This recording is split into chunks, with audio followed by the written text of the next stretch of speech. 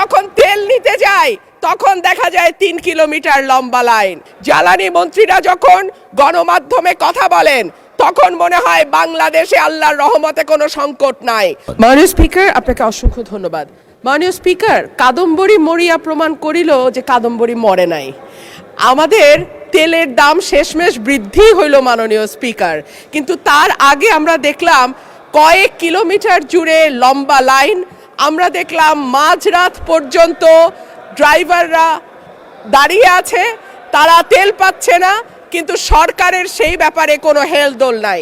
আশ্চর্য হয়ে লক্ষ্য করলাম মাননীয় স্পিকার, মন্ত্রীরা যখন সংসদে বক্তব্য দেন তখন তারা অবলীলায় বলেন বাংলাদেশে জ্বালানির কোনো ঘাটতি নাই, কিন্তু মাননীয় স্পিকার যখন তেল নিতে যায় তখন দেখা যায় ৩ কিলোমিটার লম্বা লাইন। মাননীয় স্পিকার, সরকার সম্ভবত কিছু পদক্ষেপ গ্রহণ করবার ঘোষণা দিয়েছে। তার একটা হচ্ছে মার্কেট প্লেস ৭টা বাজে বন্ধ করে দেয়া।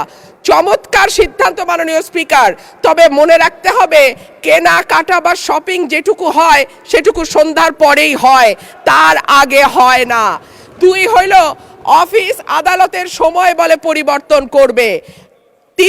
৫ দিনের জায়গায় ৪ দিন বা ৩ দিন তারা কর্মঘণ্টা ঠিক করবে।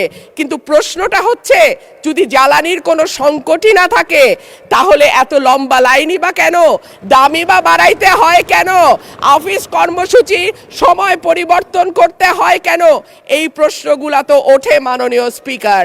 মাননীয় স্পিকার, আপনার মাধ্যমে এই সংসদের কাছে আমি জানতে চাই, জ্বালানি মন্ত্রীরা যখন গণমাধ্যমে কথা বলেন তখন মনে হয় বাংলাদেশে আল্লাহর রহমতে কোনো সংকট নাই। ওনারা যদি পরিষ্কার করে বলেন বাংলাদেশে বর্তমানে কত দিনের অকটেন ডিজেলের মজুদ আছে, কতদিন চলতে পারবে, পাম্পগুলো কেন পর্যাপ্ত পরিমাণ তেল পায় না, তেলের মজুদদারি